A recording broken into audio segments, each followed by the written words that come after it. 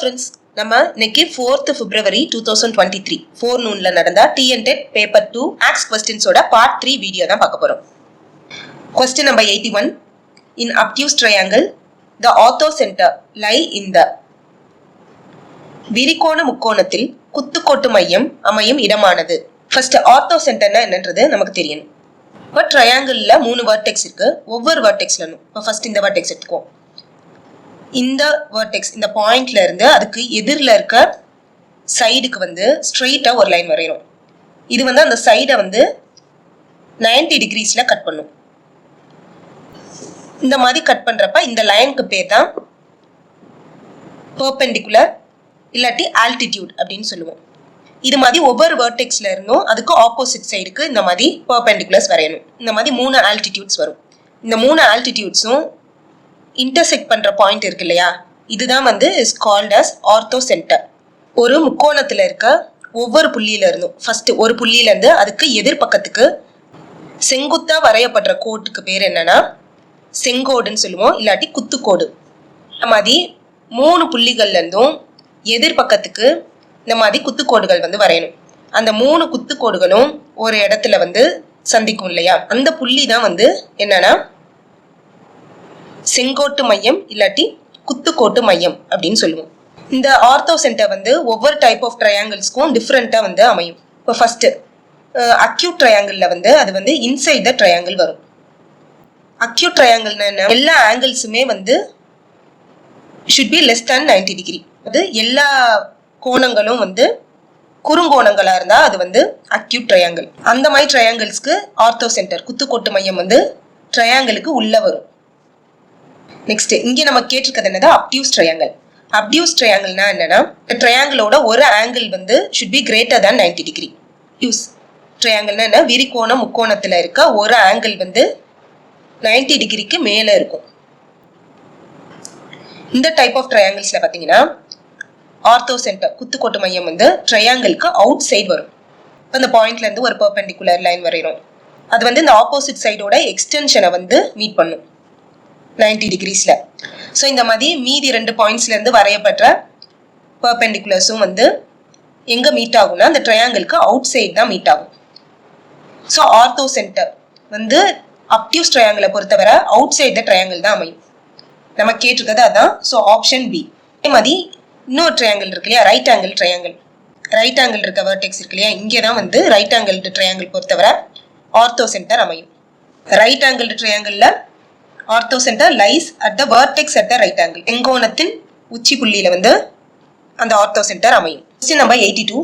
Which one of the following is not a measures of dispersion? பின் வருவனவற்றுள் ஒன்று பரவல் அளவை அல்ல. Measures of location, measures of central tendency or measures of averages. இந்த மாதிரி கேட்டாங்கன்னா அதுல என்னென்னலாம் வரும்னா மீன் சராசரி, மீடியன் இடைநிலை, மோடு முகடு, இதெல்லாம் வந்து இந்த மெஷர்ஸ்ல வரும். இது வந்து என்ன சொல்லுவோம்னா மைய நிலைப்போக்கு அளவைகள். அதே மாதிரி மெஷர்ஸ் ஆஃப் டிஸ்பர்ஷன் அதை பத்தி தான் இங்க கேட்டிருக்காங்க. பரவல் அளவை. இது கீழே என்னென்ன வரும்னா ரேஞ்ச் வீச்சு, குவார்டைல் டீவியேஷன் கால்மான விளக்கம், ஸ்டாண்டர்ட் டீவியேஷன் திட்ட விளக்கம், மீன் டீவியேஷன் சராசரி விளக்கம். இதில் இந்த பரவல் அளவைகள் கீழே வரும். இங்க என்ன கேட்டிருக்காங்க, which one of the following is not a measure of dispersion? இப்போ இங்க கொடுத்திருக்கிறதுல ரேஞ்ச் வந்து மெஷர் ஆஃப் டிஸ்பர்ஷன் தான்.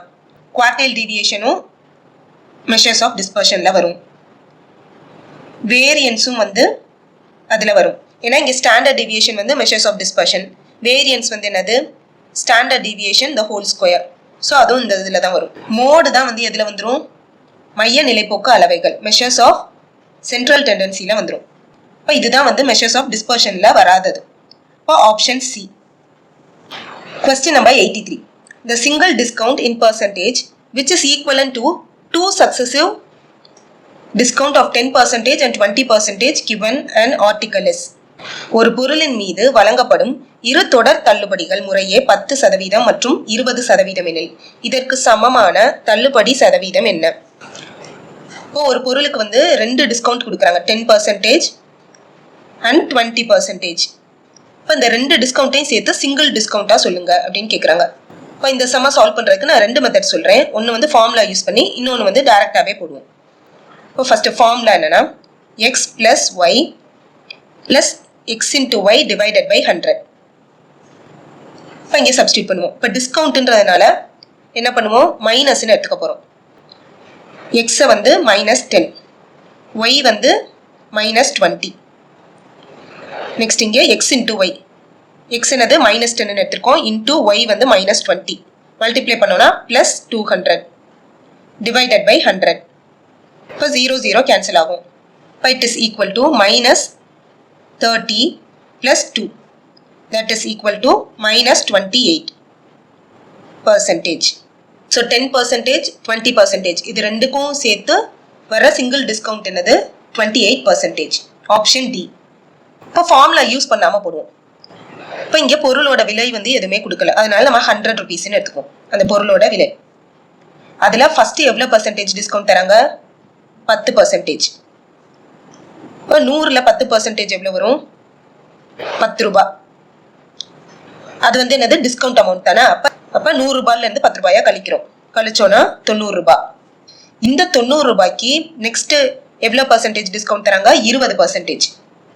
அப்போ 90 ரூபாயில் 20% எவ்வளோ வரும், 18 ரூபாய். இப்போ 90 ரூபாயிலேருந்து 18 ரூபாயா கழிக்கிறோம், கழிச்ச மீதி 72 ரூபாய். இதான் வந்து இந்த ரெண்டு டிஸ்கவுண்ட்டுக்கு அப்புறம் அந்த பொருளோட விலை. இப்போ மொத்தமான டிஸ்கவுண்ட் சிங்கிள் டிஸ்கவுண்ட் என்னன்னு பார்ப்போமா. அப்போ 100 - 72 is 28. இப்போ 28 ரூபாய் டிஸ்கவுண்ட் கொடுத்துருக்காங்க. டிஸ்கவுண்ட் பர்சன்டேஜ் நமக்கு தேவை. அது எப்படி கண்டுபிடிப்போம்னா, பொருளோட மொத்த விலை என்னது 100 ரூபாய், அதில் 28 ரூபாய் வந்து டிஸ்கவுண்ட்டு இன்டூ 100 கேன்சல் ஆயிரும். அப்போ 28%. இதான் வந்து சிங்கிள் டிஸ்கவுண்ட் பர்சன்டேஜ். ஸோ இந்த ரெண்டு மெத்தடில் நீங்கள் எதனாலும் யூஸ் பண்ணிக்கலாம். Question number 84. The next number of the given pattern 4, 8, 32, 262. இந்த கொஸ்டின் வந்து ஸ்டார் கொடுத்துட்டாங்க. எனக்கு வந்து எந்த லாஜிக்குமே ஃபாலோ பண்ணி வந்து அவங்க கொடுக்கல.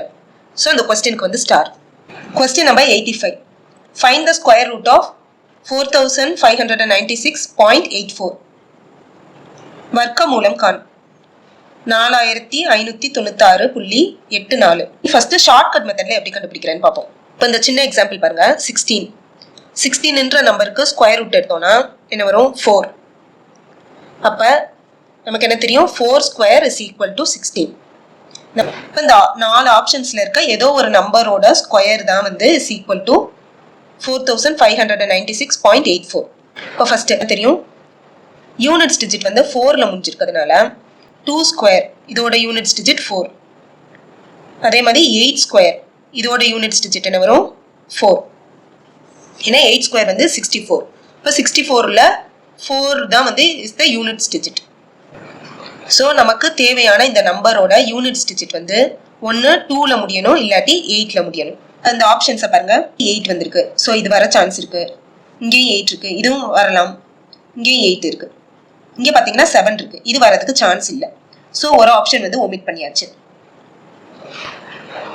நெக்ஸ்ட் இங்கே ஆப்ஷன் டி பாருங்க. 2 டிஜிட்ஸ் தள்ளி டெசிமல் பிளேஸ் ஆயிருக்கு. அப்போ ஸ்கொயர் பண்ணும்போது என்ன வரும், 4 டிஜிட்ஸ் தள்ளி டெசிமல் வந்து பிளேஸ் ஆகும். இதுவும் வராது, ஏன்னா நமக்கு இங்கே வந்து 2 டிஜிட்ஸ் தள்ளி தான் டெசிமல் பிளேஸ் ஆயிருக்கு. அப்போ இந்த ஆப்ஷனை ஒமிட் பண்ணிடலாம். இந்த ரெண்டு options, option A and B, இது ரெண்டுல எது வரும்ன்றது தான் பார்க்கணும். 70 ஸ்கொயர் என்னது 4900. ஏன்னா 7 square is 49. நெக்ஸ்ட் 00. இப்போ இங்கே அவங்க கொடுத்துருக்கிறது 4596. இப்போ இந்த ரெண்டு நம்பர்ஸ்க்கு இடையில தானே 70 வரும். இப்போ இங்கே பார்த்தீங்கன்னா 70 ஸ்கொயரே வந்து 4900 வந்துருச்சு. அப்போ 76.8ஓட ஸ்கொயர் வந்து இன்னும் கூட ஒரு பெரிய நம்பர் வந்துடும். இப்போ இந்த ஆப்ஷனும் கிடையாது. இப்போ கரெக்ட் ஆப்ஷன் என்னது, ஆப்ஷன் ஏ தான் வந்து கரெக்டாக இருக்கும். ஸோ இந்த மாதிரி நீங்கள் ஷார்ட்கட் யூஸ் பண்ணி கண்டுபிடிக்கலாம். இல்லை நான் டேரெக்டாகவே சால்வ் பண்ணிடுறேன்னா இந்த நம்பருக்கு ஸ்கொயர் ரூட் கண்டுபிடிங்க, லாங் டிவிஷன் மெத்தட் யூஸ் பண்ணி. 4596.84. இப்போ எப்படி பிரிப்போம், டெசிமல் பிளேஸ்க்கு லெஃப்ட் சைடு வந்து 2 நம்பர்ஸாக பிரிச்சுட்டு வருவோம். அதே மாதிரி டெசிமல் பிளேஸ்க்கு ரைட் சைடு வந்து 2 நம்பர்ஸாக பிரிப்போம். இங்கே 2 நம்பர் தான் இருக்கா, ஸோ அதை அப்படியே எடுத்துப்போம். இப்போ ஃபர்ஸ்ட் 6 6 36, 7 7 49 போயிடும். அப்ப 6 தான் வரும். 6 6 36, ரிமைனிங் 9. அப்ப நெக்ஸ்ட் என்ன பண்ணுவோம், இங்க இருக்க நம்பரோட 2 மல்டிப்ளை பண்ணுவோம். 6 into 2 is 12. நெக்ஸ்ட் இங்க இருக்க செட் ஆஃப் நம்பர்ஸ், இந்த செட்டை வந்து அப்படியே கீழே கொண்டு வருவோம். 96, 127 7s are 889. நம்பர் 128 into 8 போட்டோம்னா 996 ஓட கூட வந்துடும். ஸோ இங்கே 7 தான் வரும். 889. இப்போ சப்ராக்ட் பண்ணதுக்கப்புறம் என்ன கிடைக்கும்னா 107. இப்போ நெக்ஸ்ட்டு இங்கே பாயிண்ட் இருக்குல்ல, அந்த பாயிண்ட்டை இங்கே பிளேஸ் பண்ணிட்டு இந்த நம்பரை கீழே அப்படியே கொண்டு வரணும். 84. இங்கே என்ன பண்ணும், இன்ட்டு 2. 7 into 2 is 14. 134. இப்போ இந்த பிளேஸில் என்ன வேல்யூ வரணும்னு பார்க்கணும். இங்கே வந்து போட்டு பாருங்க 1000. ஸோ இதுலேயே நீங்கள் கண்டுபிடிச்சிடலாம். 67 வரை கண்டுபிடிச்சாலே அது ஒரே ஒரு ஆப்ஷனில் தான் இருக்குது. இன்னொரு ஆப்ஷனில் வந்து டெசிமல் பிளேஸ் 2 பிளேஸ் தள்ளி இருக்குல்ல, அப்போ இது வராதுன்னு முதவே நம்ம பார்த்துட்டோம். ஸோ ஆப்ஷன் ஏ தான் கரெக்ட். அப்போ இங்கே 1348 into 8 வந்து 10784 வரும். ஸோ ஆப்ஷன் ஏ 67.8 தான் வந்து is the correct answer. Question number 86. If x minus 1 by x is equal to 5, then find the value of x cube minus 1 by x cube. x minus 1 by x is equal to 5 எனில் x cube minus 1 by x cube இன் மதிப்பை காண்க. இந்த type of ப்ராப்ளம்ஸ்ல இங்க வந்து பாத்தீங்கன்னா இங்க x கியூப்னு கேட்டிருக்காங்க. இதே மாதிரி ஸ்கொயர்னு கேட்கலாம். x square plus 1 by x square இல்ல x square minus 1 by x square அந்த மாதிரியும் கேட்கலாம். என்னன்னா இப்ப நான் சொல்ற ஃபார்முலாஸ் மட்டும் ஞாபகம் வச்சுக்கோங்க. இந்த மாதிரி கியூப் இல்ல ஸ்கொயர் எது கேட்டாலும் நீங்க ஈஸியா வந்து ஆன்சர் பண்ணிடலாம். a square plus or minus 2, a cube plus or minus 3a. இந்த ரெண்டு ஃபார்முலாஸை நல்லா ஞாபகம் வச்சுக்கோங்க. அதே மாதிரி இந்த ரிலேஷன் பிளஸ் பிளஸ்னா minus, minus plus, plus minus, minus minus, இந்த மாதிரி வந்தா பிளஸ். ஓகே, இதை மட்டும் தான் நீங்க ஞாபகம் வச்சுக்க போறீங்க. இப்போ இங்க பாருங்க, இங்க என்ன கேட்டிருக்காங்க, எக்ஸ் கியூப்னு கேட்டிருக்காங்க. இப்போ இந்த ரெண்டு ஃபார்முலாஸ்ல எதை யூஸ் பண்ணும், இந்த ரெண்டாவது ஃபார்முலா. இங்க தானே கியூப் இருக்கு, அப்ப இதை தான் யூஸ் பண்ண போறோம். இப்போ இங்க இடையில வந்து பிளஸ் மைனஸ் ரெண்டு சைனும் இருக்கு. இதுல எதை வந்து போடணும்னா ஃபர்ஸ்ட் பாருங்க, இங்க வந்து பாத்தீங்கன்னா மைனஸ் இருக்கு, எக்ஸ் மைனஸ் 1 by எக்ஸ். அப்ப ஃபர்ஸ்ட் மைனஸ். செகண்ட் இங்க என்ன கேட்டிருக்காங்க, இங்கேயும் மைனஸ் கேட்டிருக்காங்க. அப்ப மைனஸ் மைனஸ் இந்த மாதிரி வந்துச்சுன்னா என்ன சைன் போடணும்னா பிளஸ் போடணும். அப்ப என்னது, second formula a cube 3a. இந்த ரிலேஷனை பொறுத்தவரை இங்க வந்து பிளஸ் போடணும். ஓகே, இதுல இந்த ஏன்ற வேல்யூ வந்து என்னன்னா இங்க கொடுத்துருக்காங்கல்ல, இந்த வேல்யூ தான் இஸ் ஈக்குவல் டு ஏ. இப்போ இந்த a is equal to 5 ன்னு சப்ஸ்டியூட் பண்ணுங்க. 5 cube plus 3 into 5. 5 cube வந்து 125 plus 3 into 5 is 15. ஆட் பண்ணோம்னா 140 தான் வந்து ஆன்சர். ஸோ இதே மாதிரி தான் இங்கே வந்து எக்ஸ் ஸ்கொயர் அந்த மாதிரி கேட்டிருந்தாங்கன்னா இந்த ஃபார்முலா யூஸ் பண்ணணும். இந்த பிளஸ் ஆர் மைனஸ்ன்றதுக்கு வந்து இந்த ரிலேஷன் இங்கே ஃபர்ஸ்ட் பிளஸ் நெக்ஸ்ட் பிளஸ் கேட்டிருந்தாங்கன்னா மைனஸ், மற்றபடி இந்த மாதிரி கேட்டிருந்தாங்கன்னா பிளஸ் போடணும். ஸோ இதை யூஸ் பண்ணி இந்த ஃபார்முலாவில் சப்ஸ்டியூட் பண்ணீங்கன்னா ஆன்சர் வந்துடும். Question number 87. There are 35 apples and 21 oranges in a basket.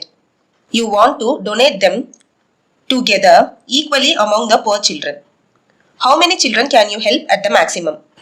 ஒரு கூடையில் 35 ஆப்பிள்கள் 21 ஆரஞ்சுகள் உள்ளன. தங்களை சமமாக நீங்கள் ஏழ்மை நிலையில் உள்ள குழந்தைகளுக்கு கொடுத்து உதவ நினைக்கிறீர்கள் எனில் அதிகபட்சமாக எத்தனை குழந்தைகளுக்கு உங்களால் உதவ முடியும்?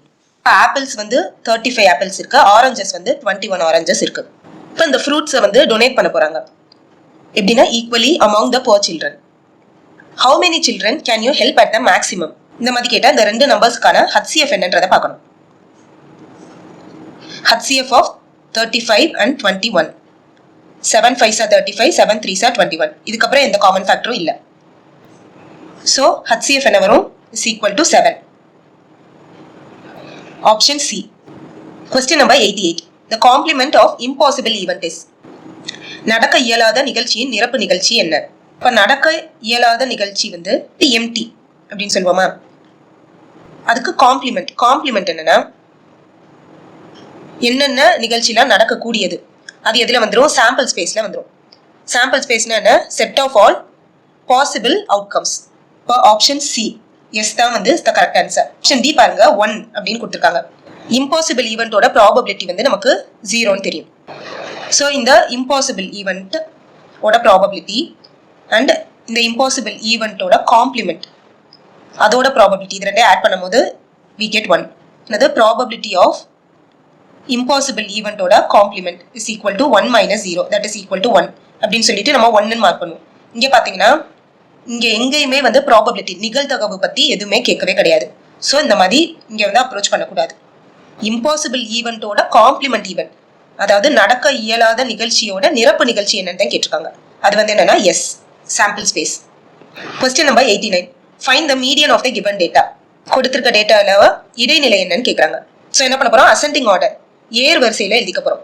ஃபர்ஸ்ட் 150 152 154 155 156 160 161 எல்லா நம்பர்ஸையும் ஆட் பண்ணோம்னா 8 + 4 + 3 + 7 + 3 + 12 + 4 is 41. இப்போ இங்க இருக்க டோட்டல் நம்பர் ஆஃப் ஸ்டூடெண்ட்ஸ் வந்து 41 டிவைடட் பை 2 என்னன்னு பாருங்க இஸ் ஈக்குவல் டு 20.5. இப்போ குமுலேட்டிவ் ஃப்ரீக்வன்சி பார்க்கணும்.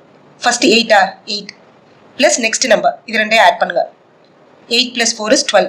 Next 12 + 3 is 15. 15 + 7 வந்து 22. 22 + 3 is 25. 25 + 12 வந்து is 37. 37 + 4 is 41. ஸோ இந்த ஃப்ரீக்வன்சியை ஆட் பண்ணுறதும் இந்த கடைசியாக கிடைக்கிற குமுலேட்டிவ் ஃப்ரீக்வன்சி வேல்யூவும் வந்து ஈக்குவலாக இருக்கும். இங்கே நமக்கு கிடைச்சிருக்க வேல்யூ என்ன 20.5. இது எங்கே இருக்கும் இங்கே வந்து 15ஓட முடிஞ்சிருச்சு. அப்போ நெக்ஸ்ட் 20.5 வந்து இதுக்குள்ளே தான் இருக்கும். ஸோ இதுக்கு நேராக இருக்க ஹைட் வேல்யூ என்னது 155. இதான் வந்து median. Option B 155 centimetre. Question number 90 given quadrilateral PQRS angle SPQ is equal to angle RSP. Angle SPQ எங்க வரும் இங்கே இந்த ஆங்கிளும் ஆங்கிள் RSP இந்த ஆங்கிளும் இப்போ ஒரு குவாட்ரிலேட்ரல் நாற்கரத்துல வந்து இந்த ரெண்டு கோணங்களும் சமம்னு சொல்லிட்டாங்க. Next PQ is equal to RS. PQன்ற சைடும் RSன்ற சைடும் ஈக்குவல்னு சொல்லிட்டாங்க. PR ஓட வேல்யூ வந்து is equal to என்ன வரும் அப்படின்னு கேட்குறாங்க. ட்ரையாங்கிள்ஸையும் பாருங்க SPQ RSP. இங்க பாத்தீங்கன்னா இந்த ஆங்கிள் Pன்ற ஆங்கிளும் Sன்ற ஆங்கிளும் ஈக்குவல்னு சொல்லிட்டாங்க. நெக்ஸ்ட் என்ன சொல்லிட்டாங்க PQ அண்ட் RS அதுவும் ஈக்குவல்னு சொல்லிட்டாங்க. SPன்ற சைடு வந்து இந்த ரெண்டு ட்ரையாங்கிள்ஸ்க்கும் ஈக்குவலா இருக்கு. ஸோ அப்போ பார்த்தீங்கன்னா ஒரு சைடு ஒரு ஆங்கிள் அண்ட் நெக்ஸ்ட் ஒரு சைடும் வந்து ரெண்டு ட்ரையாங்கிள்ஸ்லையும் ஈக்குவலா இருக்கு. அப்போ சைடு ஆங்கிள் சைடு ப்ராப்பர்ட்டி வச்சு நமக்கு என்ன தெரியுது ட்ரையாங்கிள் SPQ வந்து is congruent to triangle RSP. ரெண்டு கான்க்ரூவன்ட் ட்ரையாங்கிள்ஸ்ல கரஸ்பாண்டிங் சைட்ஸ் வந்து ஈக்குவலா இருக்கும் அண்ட் கரஸ்பாண்டிங் ஆங்கிள்ஸும் வந்து ஈக்குவலா இருக்கும். இப்போ அதை வச்சு நமக்கு என்ன தெரியும் இந்த side QS is equal to இந்த சைடு PR. அப்போ இதுல இருந்து என்ன தெரியுது PR is equal to QS. இப்போ ஆப்ஷன்ஸ்ல எங்க இருக்கு ஆப்ஷன் சி. இங்க பாத்தீங்கன்னா ஆப்ஷன் பி வந்து PRனே கொடுத்துருக்காங்க. கண்டிப்பா PR வந்து இஸ் ஈக்குவல் டு PRஆ இருக்கும். ஏன்னா நம்ம என்ன கேட்டிருக்காங்க PR is equal to what. இப்போ கண்டிப்பா அது PRக்கு ஈக்குவலா தானே இருக்கும். இப்போ ரெண்டு ஆப்ஷன்ஸுமே கரெக்ட் தான்.